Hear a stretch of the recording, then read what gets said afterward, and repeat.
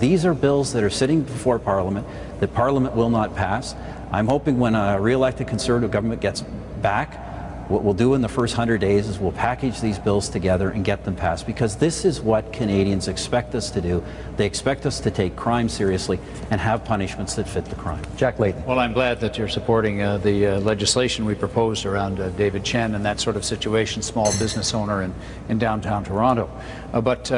I think the problem here is that you haven't fulfilled many of your commitments. You promised that there would be 2,500 more police officers for community policing, but that promise was simply not kept. Policing is very important if we're going to reduce crime levels that Len was talking about. Similarly, we do need some prosecution in certain key areas. We'd like to see carjacking and home invasions and the recruiting of a young person into a gang to be an offense. But most of all, we've got to focus on prevention in the first place.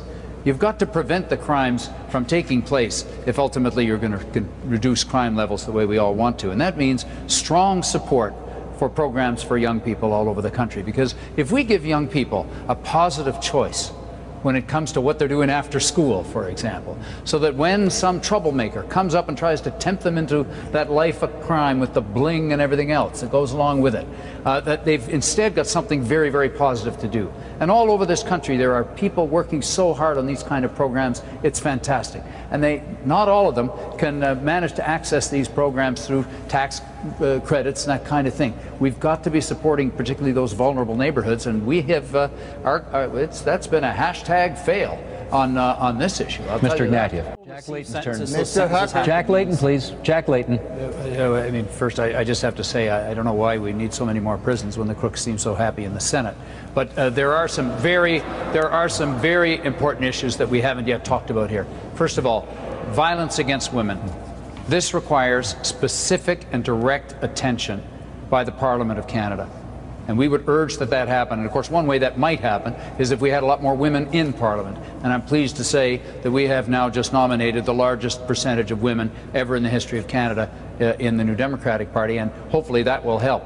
But the other is we've got to tackle some of the underlying issues. If you talk to the leadership of Aboriginal communities, First Nation, Métis and Inuit, they cry out for just decent housing, so that they don't have 3 and 4 families crammed into a completely unsatisfactory house.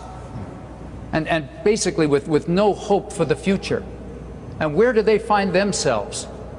Drifting into the temptations of crime and then ultimately ending up in jail in far too high a percentage. And here's Sean Atleo, the National Chief, calling for a focus on education, a focus on housing, getting clean water into these communities, dealing with the fundamental poverty, and it's not just in Aboriginal communities, but it certainly is terribly severe there. These are some of the fundamental underlying causes of what we're talking about here that we have to tackle as a country. But when you're giving away corporate tax cuts by the billions so that they can give million-dollar bonuses to the richest people in the country, you're not going to get down that path. Mr. Ignatieff.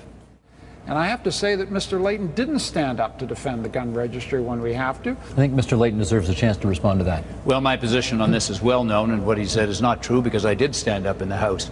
But what we're trying to do on this issue, which has been very divisive, and some politicians like to use it to divide Canadians, is actually to try and find some solutions, to bring the different parts of the country together so that we have strong gun control and that legitimate issues are properly addressed. That's been our approach. But then again, that's my whole approach to working with others to try to get results. It's our philosophy. Let me talk.